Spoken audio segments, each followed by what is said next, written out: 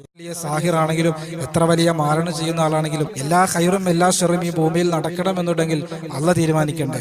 അതുകൊണ്ട് റബ്ബിന്റെ സഹായം നമ്മൾ നിരന്തരം തേടുക എന്നുള്ളത് ഏറ്റവും പ്രധാനപ്പെട്ട ഒരു വിഷയമാണ്.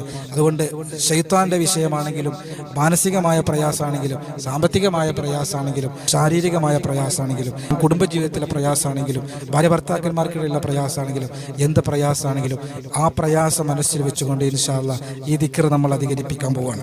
അസ്മാ ബിൻത് ഉമൈസ് റളിയല്ലാഹു തആല അൻഹ മഹദിക്ക് പറഞ്ഞു കൊടുക്കുകയാണ്, അസ്മാ ഈ പറയാൻ പോകുന്ന കലിമാത്തുകളുണ്ടല്ലോ അത് പ്രയാസത്തിൽ നീ ചൊല്ലിക്കഴിഞ്ഞാൽ എത്ര വലിയ പർവ്വത സമാനമായ പ്രയാസമാണെങ്കിലും അള്ളാഹു അത് മാറ്റിത്തരുമെന്ന് അള്ളാഹുവിന്റെ റസൂൽ നബി മുഹമ്മദ് മുസ്തഫ അല്ലാഹു അല്ലാഹു റബ്ബി അല്ലാഹു അല്ലാഹു റബ്ബി ലാ ഉശ്രികു ബിഹി ശൈആ.